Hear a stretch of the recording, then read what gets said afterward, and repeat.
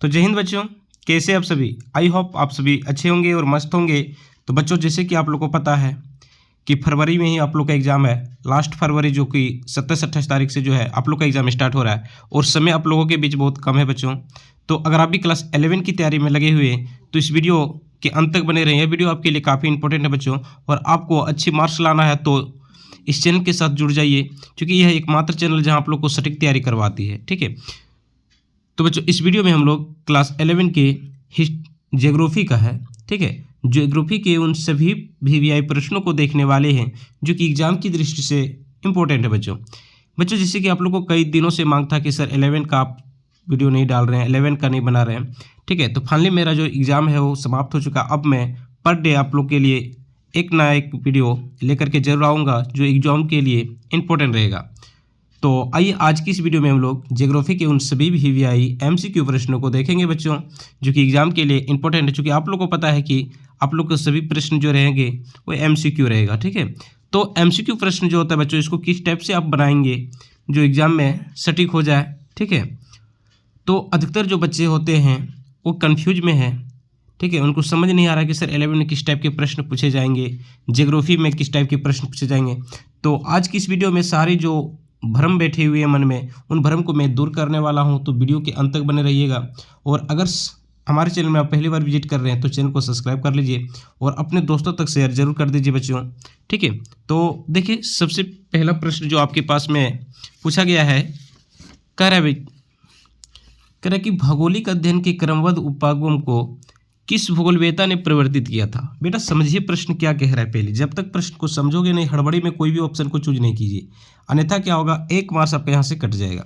तो भौगोलिक अध्ययन के क्रमबद्ध उपागम को किस भूगोलवेत्ता ने परिवर्तित किया था। अलेक्जेंडर वैन हुम्बोल्ट, कार्ल रिटर, एरिस्टोस्थेनीज, तो इनमें से कोई नहीं। तो बेटा जो इसका सही उत्तर हो जाएगा वो ऑप्शन नंबर ये हो जाएगा। ठीक है, चलिए प्रश्न संख्या 2 देख लेंगे हम लोग। प्रश्न संख्या 2 में कह रहा है कि निम्नलिखित में से कौन सा विषमकालिक संश्लेषण करता है। समझिए प्रश्न क्या कह रहा है।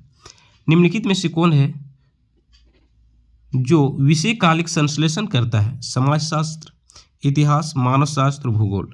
ठीक है, तो क्या हो जाएगा बच्चों,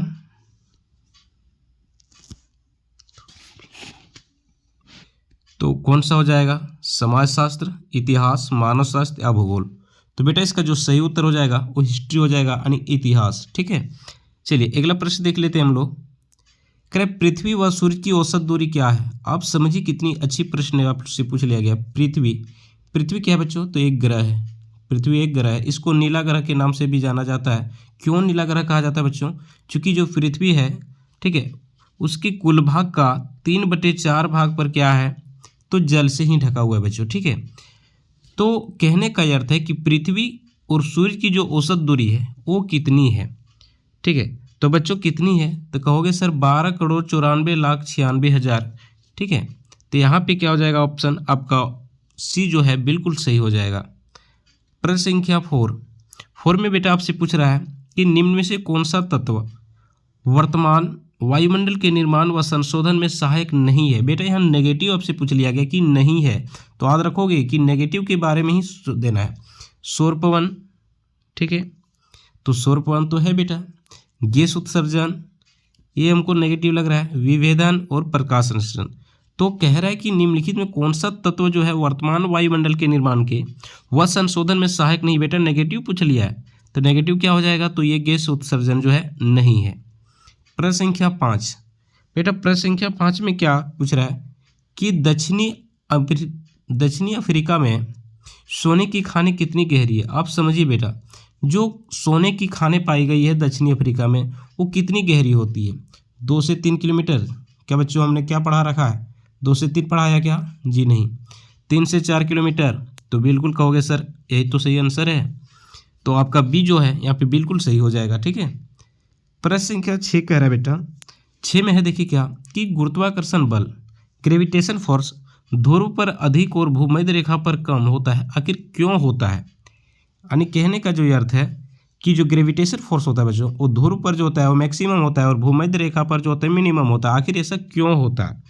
ठीक है, तो पृथ्वी के घूर्णन के कारण, पृथ्वी के परिक्रमण के कारण, पृथ्वी के केंद्र के आसपास गर्म हवा होने के कारण, ध्रुव पर सालों भर बर्फ होने के कारण। बेटा ये सब जितने यहाँ पे है तीनों, इसमें कोई रिलेटेड इससे नहीं है। तो यहाँ पे क्या हो जाएगा, ऑप्शन नंबर ये जो है बिल्कुल आपका सही हो जाएगा। ठीक है, तो क्लास 11 में अगर जो है बहुत से बच्चे का भ्रम बैठ गया है कि सर काफ़ी हार्ड प्रश्न पूछे जाते हैं, कैसे पास करोगे। बेटा कुछ नहीं करना है, बस रेगुलर जो आप लोगों ने पढ़ा है उसको रिवाइज करते रहिए। इससे एक भी प्रश्न बाहर आपको नहीं आने वाला। अभी जो शेष जो बचे हुए बच्चों, जो आज से लगभग 18-19 दिन बचा हुआ है, इस चैनल के साथ जुड़े रहिए। पर डे आप लोग को 2 से 3 वीडियो जो है मैं आप लोग के लिए लेके आऊँगा, जो कि सारे के सारे VVI MCQ प्रश्न रहेंगे और निश्चित यहीं से सारे प्रश्न आप लोग को एग्जाम में देखने को मिलेगा। स्थल मंडल की मोटाई व गहराई कितनी होती है। बेटा क्या बात कर रहा है, स्थल मंडल जहाँ पे सभी जीव जंतु निवास करते हैं।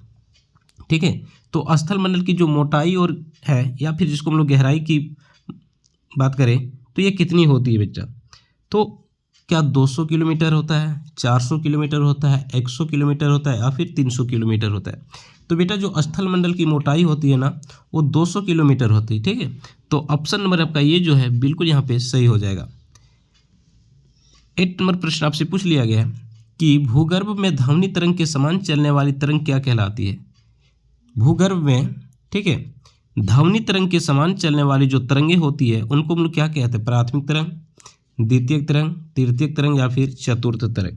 तो बच्चों इसका क्या आंसर हो जाएगा, तो बेटा जो इसका सही उत्तर हो जाएगा ऑप्शन नंबर ये। ठीक है, प्राथमिक तरंग। कह रहे रिएक्टर स्केल से क्या मापा जाता है। आप समझिए जो रिएक्टर स्केल होता है इससे क्या मापा जाता है बच्चा। पर्वतों की ऊंचाई तो नहीं हो सकती है, महासागरों की ऊंचाई तो हो सकता है नहीं, भूकंपीय त्वरण से होने वाली हानि ये भी नहीं हो सकता है, भूकंप की तीव्रता को मापा जाता है। ठीक है बच्चों, अब भूकंप की जो तीव्रता होता है रिएक्टर स्केल पर हम लोग नापते हैं। ठीक है, अब इसका अगर तीव्रता 7 से अधिक अगर हो जाए बच्चों, तो ये काफ़ी विनाशकारी होते हैं, यानी ये पूरे तबाह मचा देते हैं। ठीक है, और अगर 7 से कम हो, 5 हो, 4 हो, 3 हो, 2 हो, तो ये थोड़ा इनकी अपेक्षा में क्या होती है कि कुछ राहतें देती है, यानी ये उतनी ज़्यादा क्षति नहीं पहुंचाती। ठीक है, प्रश्न संख्या कहाँ तक हो गया था बच्चों, 9 तक। प्रश्न संख्या 10 देख लेते हैं हम लोग। कह रहे महाद्वीपीय विस्थापन सिद्धांत सन 1912 में किसने प्रस्तावित किया था। जो महाद्वीपीय सिद्धांत था बेटा, ठीक है, का जो विस्थापन सिद्धांत था 1912 ईस्वी में किसने दिया था। वेगनर महोदय ने दिया था, या फिर अब्राहम आर्टेलियस, हेरिहेस, या फिर मॉर्गन ने दिया था। तो बेटा किसने दिया था, याद कीजिए। तो किसने दिया था, अल्फ्रेड वेगनर ने दिया था। आप लोगों ने पढ़ा है बेटा कि अल्फ्रेड वेगनर का महाद्वीपीय सिद्धांत। ठीक है, तो ऑप्शन नंबर ये यहाँ पे बिल्कुल करेक्ट हो जाएगा। देखिए आजकल जो प्रश्न पूछे जा रहे बेटा, तो प्रश्न जो है थोड़ा आपको डीपली पढ़ना होगा। अधिकतर बच्चे आजकल होते क्या है कि सर एक्चुअली उन लोग ये चाहता है कि हम वही प्रश्नों को पढ़ें जो एग्जाम में आए। बेटा जब तक डीपली नॉलेज आपके पास नहीं होगा, तो अगर प्रश्न किसी प्रकार से अगर घुमा देगा तो निश्चित आप फंस जाओगे। इसलिए जब भी कहीं पढ़े, कोई भी टीचर से पढ़े, तो निश्चित इसको बोलिए कि थोड़ा डीपली पढ़ाए। ठीक है, और ऑब्जेक्टिव प्रश्न पर ज़्यादा ध्यान ना दे बेटा, सब्जेक्टिव पढ़िए। सब्जेक्टिव पढ़ोगे तो अपने आप ऑब्जेक्टिव जो है निश्चित ही बन जाएगा। ठीक है, टीलाइट किस प्रकार का चट्टान होता है। अब बेटा समझिए, यहाँ पे आपसे पूछ लिया है कि टीलाइट किस प्रकार का चट्टान है। अवसादी चट्टान, आग्नेय चट्टान, क्रांतिक चट्टान और कठोर चट्टान। तो इसका सही उत्तर क्या हो जाएगा, तो कहोगे सर अवसादी चट्टान। ठीक है, चलिए ऑप्शन नंबर ये आपका यहाँ सही हो जाएगा। प्रश्न संख्या 12 में देख लेते हैं हम लोग। 12 में कह रहे हैं कि सागरीय अध स्थल विस्तार की परिकल्पना किसने प्रस्तुत की है। हेरिहेस, अल्फ्रेड वेगनर, अब्राहम आर्टेलियस और आर्थर होम्स। तो बेटा किसने किया था, तो यहाँ पे जो हो जाएगा आपका ऑप्शन नंबर ये हेरिहेस बिल्कुल सही हो जाएगा। ठीक है, चलिए प्रश्न संख्या 13 देख लेते हैं। पोलर फ्लाइंग बल निम्नलिखित में से किससे संबंधित है। ठीक है, पोलर फ्लाइंग बल निम्नलिखित में से किससे संबंधित है। पृथ्वी का परिक्रमण, पृथ्वी का घूर्णन, गुरुत्वाकर्षण एंड ज्वारीय बल। तो बेटा किससे संबंधित है, तो कहोगे सर पृथ्वी के घूर्णन से संबंधित है। ठीक है, निम्नलिखित में से कौन सा एक अनुक्रमिक प्रक्रिया है, यानी कह रहा है बेटा कि इनमें से कौन सा है जो एक अनुक्रमिक प्रक्रिया है। निक्षेप, ज्वालामुखीता, पटल विरूपणी और अपर्दन। तो बेटा इसका सही उत्तर क्या हो जाएगा, तो ऑप्शन नंबर सी पटल विरूपणी। ठीक है, ऑप्शन नंबर सी यहाँ पे बिल्कुल करेक्ट हो जाएगा। ठीक है, तो बेटा हम लोगों ने 14 नंबर तक देख लिया था। अब 15वें प्रश्न जो आप लोग के पास में है कि निम्न से किन प्रदेशों में रासायनिक अपक्षय प्रक्रिया आंतरिक अपक्षय प्रक्रिया की अपेक्षा अधिक शक्तिशाली होता है। ठीक है, तो क्या हो जाएगा, आंध्र प्रदेश में, शुष्क प्रदेश में, चूना पत्थर प्रदेश में और हिमनद में। तो बेटा यहाँ पे सी जो होगा आपका बिल्कुल अब सही हो जाएगा, चूना पत्थर प्रदेश। ठीक है, याद रखिएगा चूना पत्थर प्रदेश। ठीक है, तो अगला प्रश्न हम लोग देख लेते हैं। अगला प्रश्न में है आपके पास में, कह रहे निम्नलिखित में से कितनी ऊंचाई पर ऑक्सीजन की मात्रा नगण्य हो जाती है। बेटा देखिए कल ही पर हम लोग पढ़ाए थे, कल या परसों हम लोगों ने पढ़ा था पिछले क्लास में कि निम्नलिखित में से कितनी ऊंचाई पर ऑक्सीजन की जो मात्रा है बेटा वो नगण्य हो जाती है। क्या होती है, नगण्य हो जाती है। तो कितनी, 120 किलोमीटर की ऊंचाई पर जो है ऑक्सीजन की मात्रा ना के बराबर मिलने लगती है। तो ऑप्शन नंबर सी यहाँ पे बिल्कुल करेक्ट हो जाएगा। निम्न से किस अक्षांश पर 21 जून की दोपहर को सूर्य की किरणें सीधी पड़ती है। अब देखिए सूर्य की जो किरणें होती है वो सीधी पड़ती है। ठीक है, क्या है, सूर्य की किरणें सीधी पड़ती है।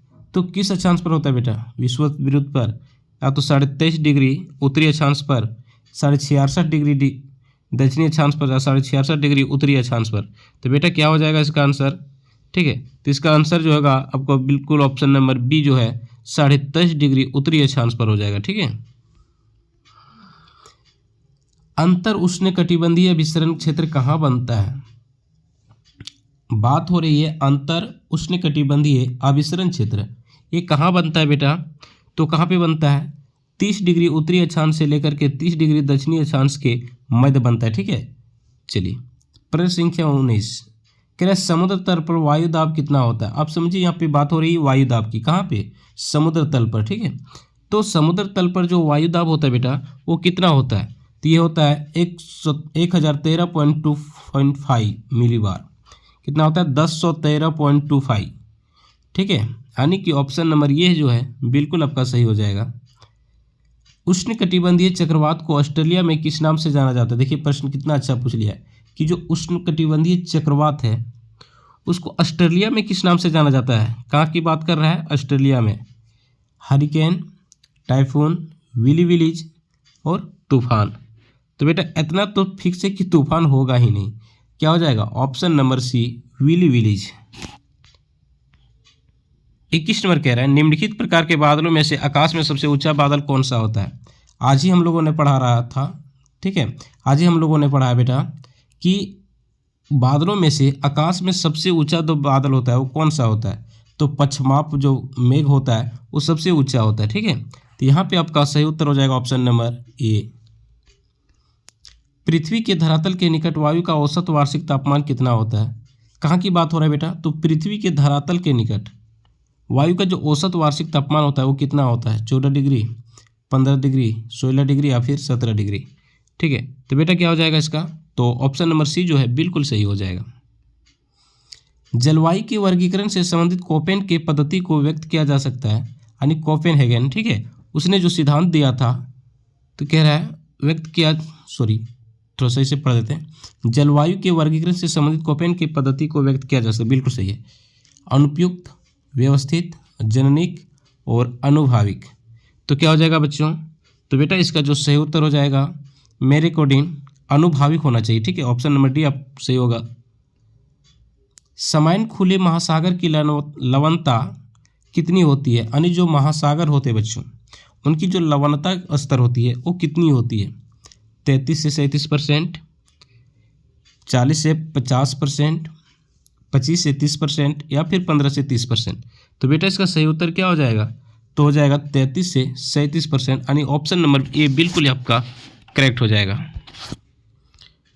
अगला कह रहा है कि निम्न से कौन सा सबसे छोटा महासागर है। अब समझिए महासागरों में से पूछ रहा है कि इनमें से जो है कौन सा जो है सबसे छोटा महासागर है। तो बेटा जो अंटार्कटिक महासागर है, देखिए अंटार्कटिक महासागर है, ये इन तीनों की अपेक्षा में से सबसे छोटा है। ठीक है, कह रहा है फंडी की खाड़ी कहाँ स्थित है। फंडी की जो खाड़ी है बेटा वो कहाँ पे है, कनाडा, यूएसए यानी अमेरिका, अलास्का या फिर कैलिफोर्निया। तो क्या हो जाएगा इसका सही उत्तर, तो इसका सही उत्तर हो जाएगा कनाडा। पृथ्वी पर अपसौर की घटना कब होती है। बेटा आप लोगों ने पढ़ा है अपसौर और उपसौर। ठीक है, तो पृथ्वी पर अपसौर की घटना कब होती है। ठीक है, 3 जनवरी, 4 जुलाई, 3 जुलाई या फिर 4 जनवरी। ठीक है, तो बेटा इसका सही उत्तर क्या हो जाएगा? तो सही उत्तर हो जाएगा 4 जुलाई। ठीक है। मानव अनुवांशिक रूप से किस प्रजाति से संबंधित होते हैं? अब समझिए, मानव जो है वो क्या है? अनुवांशिक रूप से किसका है? होमोसेपियंस का, काकेशियंस का, मंगोलियन का और होमो इरेक्टस का। तो बेटा जो मानव है वो किसका है? तो होमोसेपियंस का है। ठीक है। भारत की उत्तर से दक्षिणी इसकी वास्तविक दूरी कितनी है? यानी जो भारत है उसको उत्तर से लेकर के दक्षिण तक की इसकी जो डिस्टेंस है बेटा वो कितनी है? तो 3014, 3214, 3200 किलोमीटर और 4214। तो क्या हो जाएगा? तो इसका 3214 जो है बिल्कुल सही हो जाएगा बेटा, ऑप्शन नंबर बी। वर्तमान अनुमान के अनुसार पृथ्वी की आयु लगभग कितनी है? तो एक अनुमान के अनुसार जो अभी वर्तमान में लगाया गया है, तो इसके अनुसार पृथ्वी की लगभग आयु कितनी है?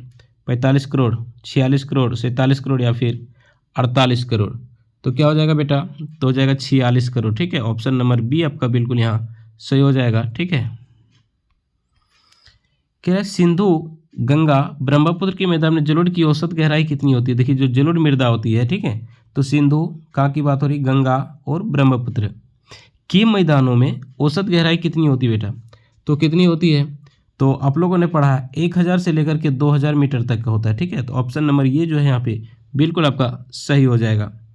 प्रश्न संख्या 32, अंडमान और निकोबार में को कौन सा जल क्षेत्र अलग कर देता है? कहाँ बात हो रहा है कि अंडमान और निकोबार को अलग करने वाली जल क्षेत्र जो है वो कौन है? 11 degree channel, 10 degree channel, Mannar की खाड़ी और अंडमान सागर। तो बेटा इसका क्या हो जाएगा? ठीक है, तो इसका सही उत्तर हो जाएगा ऑप्शन नंबर ये 11 डिग्री चैनल। निम्नलिखित में से कौन सा अलकनंदा व भागीरथी का संगम स्थल है? निम्नलिखित से कौन अलकनंदा व भागीरथी का संगम स्थल है? विष्णुप्रयाग, रुद्रप्रयाग, कर्णप्रयाग, ठीक है, और देवप्रयाग। तो बेटा इसका जो सही उत्तर हो जाएगा ऑप्शन नंबर डी, देवप्रयाग। 34 का है, जाड़े के आरंभ में तमिलनाडु के तटीय प्रदेशों में वर्षा किस कारण होती है? कहाँ की बात हो रही है कि जाड़े के आरंभ में तमिलनाडु के जो तटीय प्रदेश होते हैं वहाँ पे वर्षा किन कारण से होती है? तो दक्षिण पश्चिम मानसून, उत्तर पूर्वी मानसून, शीतोष्ण कटिबंधीय चक्रवात और स्थानीय वायु परिसंचरण। ठीक है, तो बेटा इसका सही उत्तर हो जाएगा ऑप्शन नंबर ये, दक्षिण पश्चिम मानसून। 35 कह रहा है, नंदा देवी जीवमंडल निश्चित नीचे निम्नलिखित में से किस प्रांत में स्थित है? अब नंदा देवी कहाँ पे है बेटा? बिहार में या तो फिर उत्तराखंड, उत्तर प्रदेश या फिर ओडिशा। तो कहाँ पे है बेटा? तो कहोगे सर उत्तराखंड में है। ठीक है। वनस्पति के अनुसार वर्तमान में निम्नलिखित में से कितना प्रतिशत क्षेत्र वनों के अधीन होना चाहिए? तो कितना होना चाहिए? तो 33% होना चाहिए। ठीक है। सुनामी का अर्थ क्या होता है बेटा? आप समझिए, सुनामी का जो अर्थ है उसका मतलब क्या होता है? तीव्र भूकंप, भीषण तूफान, अंतःसागरीय भूकंप। तो सुनामी का मतलब क्या होता है? अंतःसागरीय भूकंप। 38 कह रहा है, इनमें से किस नदी में माजुली नदी द्वीप स्थित है? माजुली द्वीप कहाँ पे स्थित है बेटा? गंगा, ब्रह्मपुत्र, गोदावरी और सिंधु। ठीक है, तो यहाँ पे आपका ऑप्शन नंबर बी जो है बिल्कुल सही हो जाएगा, ब्रह्मपुत्र। भारत के किस राज्य में आम्र वर्षा होती है? ठीक है, तो आप लोगों ने पढ़ा है आम्र वर्षा कब होती है? ठीक है, असम और पश्चिम बंगाल में, केरल और तटीय कर्नाटक में, पंजाब, बिहार, झारखंड और पश्चिम बंगाल। तो आम्र वर्षा कहाँ पे होता है बेटा? तो केरल के तटीय और कर्नाटक में होता है। ठीक है, केरल और तटीय कर्नाटक में होता है। 40वां और अंतिम प्रश्न है, निम्नलिखित में से कौन सी नदी बंगाल का शोक कहा जाता है? देखिए, बंगाल का शोक के नाम से किसको जाना जाता है? स्वर्णरेखा, तीस्ता, कोसी या दामोदर। तो किसको कहा जाता है बेटा? तो दामोदर। ये 40 के 40 जो थे VVI प्रश्न है बच्चों, जो कि प्रीवियस ईयर्स क्वेश्चन है। यहाँ से कई प्रश्न आप लोग को डायरेक्ट एग्जाम में देखने को मिलेगा। तो बेटा अगर प्रश्न अच्छा लगा होगा, अगर वीडियो अच्छा लगा होगा, तो इस वीडियो को और बेहतर से हम नई वीडियो लाने के लिए इस चैनल को सब्सक्राइब कर लीजिए और अपने दोस्तों तक शेयर करना ना भूलें, ताकि आपकी सेवा में इससे और अच्छे ढंग से मैं उपलब्ध हो सकूं।